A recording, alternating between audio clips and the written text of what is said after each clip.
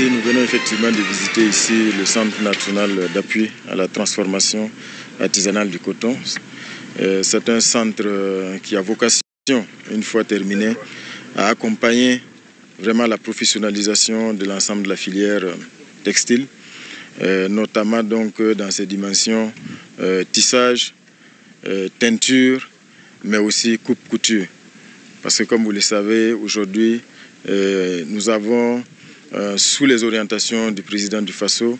pris un certain nombre de textes pour mettre davantage en valeur le savoir-faire endogène en matière de textile, à travers le Faso d'Anfani, le Coco d'Onda et bien sûr toutes les autres cotonnades inspirées donc du savoir-faire endogène. Et en cela, il est important d'avoir donc un centre comme celui-là qui va accompagner la recherche de l'excellence et de la qualité dans la filière. Et donc, que ce soit en matière de teinture, de tissage, de coupe-couture, c'est vrai qu'on parle de consommer local, mais il faut consommer local de qualité. Et je pense que c'est en cela que ce centre-là est très important. Nous avons visité le chantier qui avance très bien depuis l'année 2024 sous les orientations de son Excellence, Monsieur le Président du Faso. Et aujourd'hui, on peut dire qu'il y a des motifs de satisfaction. Normalement, dans les semaines à venir, pour ce qui concerne la réalisation des infrastructures et des bâtiments, on devrait donc connaître l'achèvement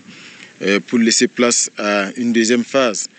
qui va voir la réalisation d'infrastructures d'extension, notamment donc des dortoirs et d'autres infrastructures connexes qui devaient permettre véritablement au centre d'être fonctionnel. Mais en attendant, bien sûr, ces travaux, les orientations que nous avons données,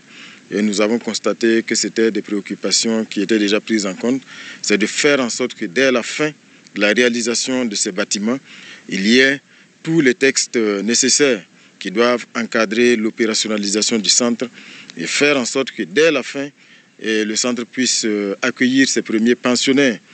pour commencer déjà à fonctionner en attendant donc la fin des autres phases qui vont venir. Donc, c'est féliciter, encourager toutes les équipes qui sont mobilisées ici, encourager aussi le ministre du Commerce et de l'Industrie qui suit de près la réalisation de ce centre-là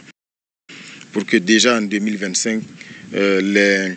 acteurs de cette filière stratégique du textile au Burkina Faso, qui sont déjà dans la transformation artisanale, trouvent ici un cadre pour se perfectionner davantage afin de mettre sur le marché des produits de qualité qui répondent à toutes les exigences.